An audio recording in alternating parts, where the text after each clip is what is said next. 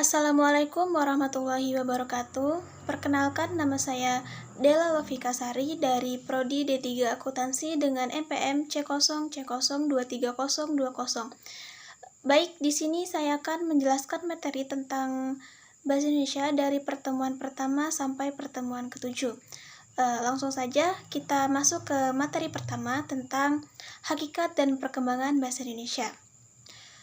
Yang pertama yaitu pengertian bahasa Indonesia. Bahasa Indonesia adalah bahasa resmi nasional yang digunakan di seluruh wilayah Negara Kesatuan Republik Indonesia.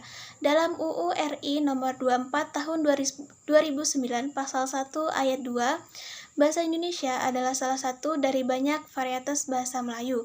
Bahasa Indonesia diresmikan sebagai bahasa nasional setelah Proklamasi Kemerdekaan pada tanggal 18 Agustus 1945.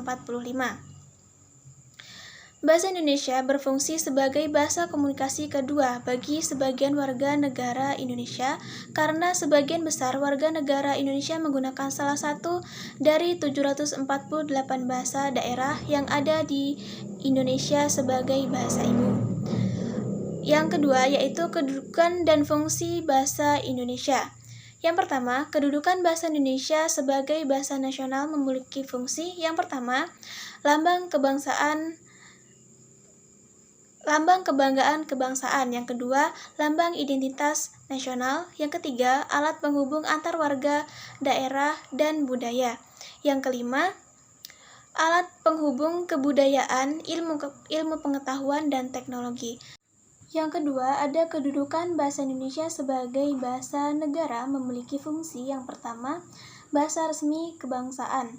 Yang kedua, bahasa pengantar dalam pendidikan. Yang ketiga, alat penghubung pada tingkat nasional. Dan yang keempat, alat pengembang kebudayaan, pengetahuan, dan ilmu teknologi. Oke, kita lanjut ke materi kedua, yaitu sikap berbahasa Indonesia. Apa sih sikap berbahasa itu? Jadi yang pertama, sikap bahasa yaitu posisi mental atau perasaan terhadap bahasa sendiri atau bahasa orang lain menurut Krida Laksana 2001 halaman 197. Yang kedua, ada sikap bahasa atau language attitude adalah peristiwa kejiwaan dan merupakan bagian dari sikap attitude. Pada umumnya, sikap berbahasa merupakan reaksi penilaian terhadap bahasa tertentu menurut Fishman 1986.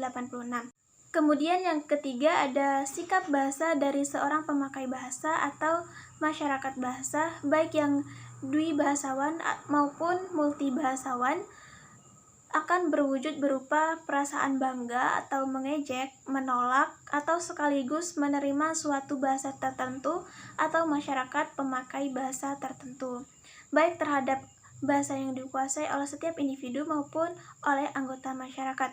Menurut Rushana 1989 halaman 31-32.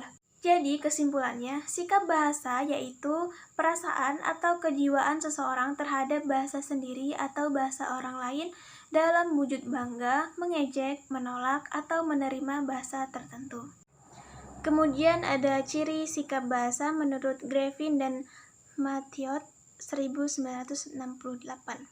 Yang pertama ada kesetiaan bahasa atau language loyalty yang mendorong masyarakat suatu bahasa mempertahankan bahasanya dan apabila perlu mencegah adanya pengaruh bahasa lain. Yang kedua, kebanggaan bahasa atau language pride yang mendorong orang mengembangkan bahasanya dan menggunakannya sebagai lambang identitas dan kesatuan masyarakat. Dan yang ketiga ada kesadaran adanya norma bahasa atau awareness of the norm yang mendorong orang menggunakan bahasa dengan cermat dan santun merupakan faktor yang sangat besar pengaruhnya terhadap perbuatan yaitu kegiatan menggunakan bahasa atau language use. Kemudian ada komponen sikap bahasa menurut Lambert 1967.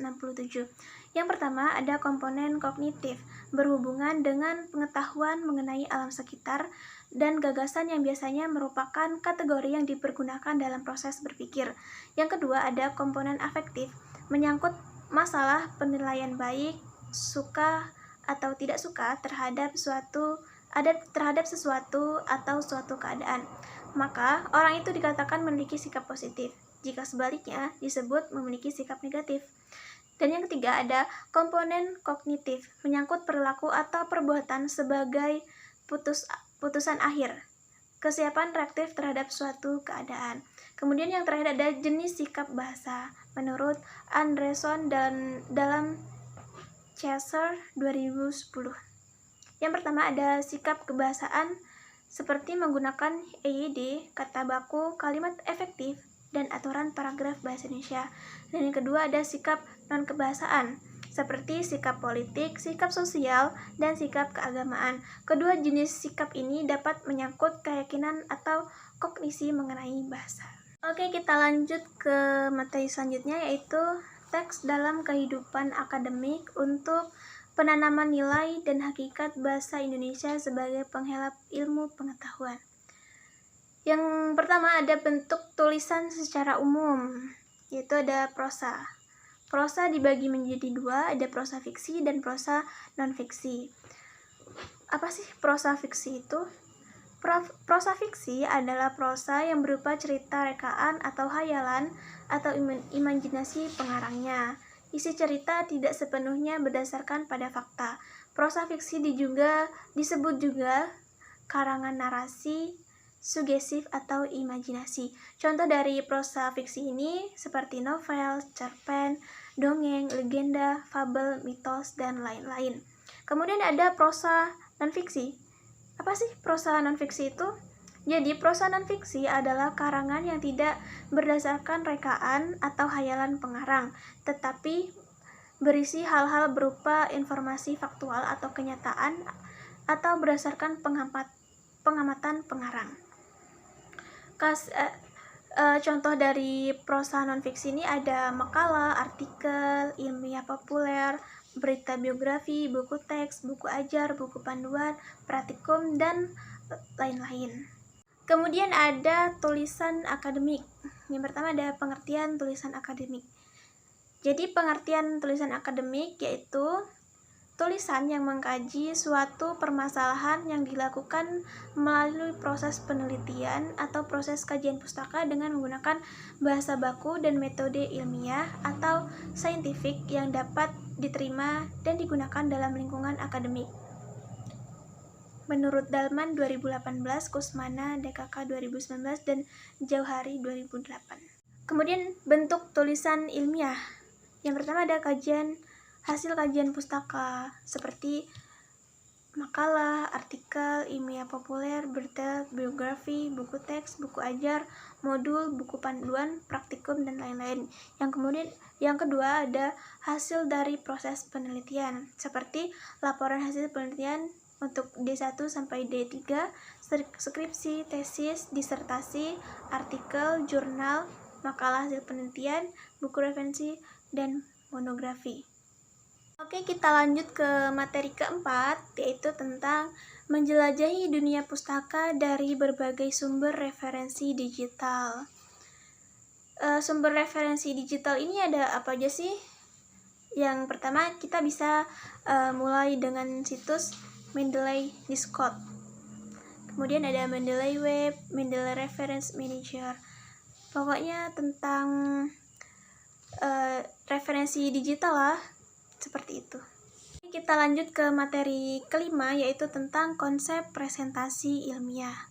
Pertama kita bahas hakikat presentasi ilmiah. Apa sih presentasi ilmiah? Presentasi ilmiah merupakan keterampilan berbicara atau berkomunikasi secara lisan di depan umum untuk menyampaikan gagasan atau pendapat dari hasil temuan penelitian, pemikiran kritis, atau informasi dalam dunia akademik dan pendidikan untuk mengubah perilaku individu lain. Berdasarkan pengertian tadi, terdapat 3 komponen dasar dari sebuah komunikasi, yakni memberi pesan atau komunikator, media yang digunakan, dan penerimaan pesan atau audiens. Kemudian, presentasi yang hebat terjadi apabila audiens memahami pesan yang disampaikan oleh komunikator melalui pemilihan media yang tepat, sehingga audiens terinspirasi untuk menentukan atau memilih langkah terbaik. Presentasi yang luar biasa terjadi apabila audiens dapat mengubah keyakinannya atas pengaruh komunikator melalui media yang ditampilkan. Kemudian ada juga presentasi yang buruk. Gimana sih presentasi yang buruk itu?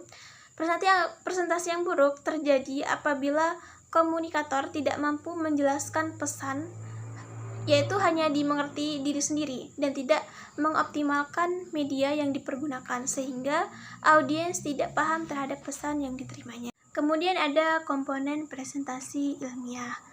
Yang pertama itu ada media, kemudian ada komunikator, dan yang terakhir itu audiens. Kemudian alur presentasi. Alur presentasi yang pertama itu pembukaan. Pembukaan harus yang menarik. Ini menjadi kesan pertama bagi audiens untuk lanjut menyimak atau tidak.